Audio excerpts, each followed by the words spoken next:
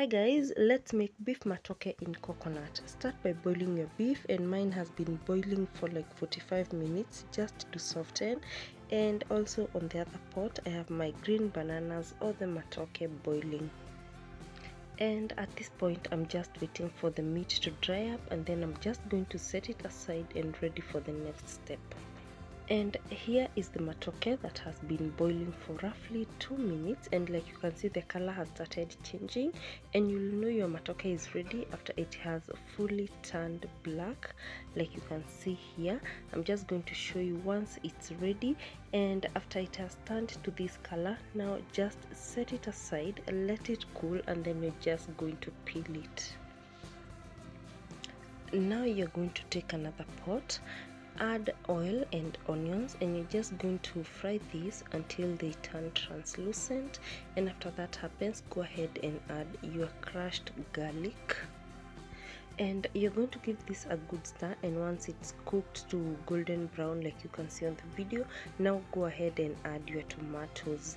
Give it a good mix and allow the tomatoes to cook. And before then I went ahead and added 1 tablespoon of tomato paste. So you're going to give it a mix like you can see on the video, and then you're going to allow the tomatoes to cook fully before moving on to the next step. Now you can use blended tomatoes, also you can grate them if you do not like the waiting process for the tomatoes to cook. Also at this point you can go ahead and add your preferred spices, and at this point I added the boiled beef and give it a good mix. And after giving everything a good stir, now it's time to season the food. Just make sure to add adequate salt for the food, and then I went ahead and added Roycom Choosy Mix. You do not have to, but I like to do it. And then I went ahead and added cumin powder and garam masala, and I just give that a good mix. You do not have to add these spices if you do not have them at hand, or if you do not like them. Just mix everything together, and then you're going to cover the pot and let this cook for some time. And now I'm going to show you how the bananas are looking like after peeling. It is so much easier to peel them once you have boiled them.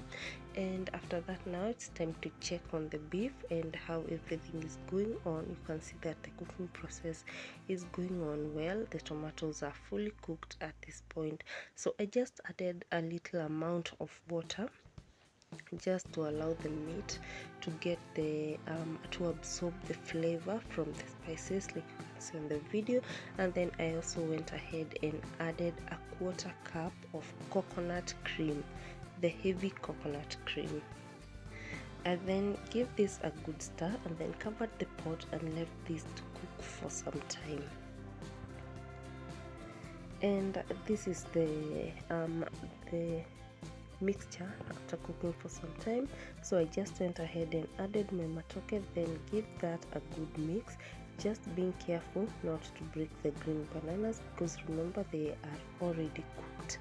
Like you can see at this point now, the stew has reduced the soup, and I just added the soup because my child was eating, and I like to feed him food that has some soup, otherwise it's going to be problematic. Anyway, after adding dania, I just left it to cook for a few seconds and it was ready.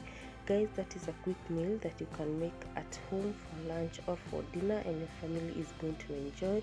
It turned out amazing. I loved it. Thank you so much for watching this video, and I hope to see you on my next one.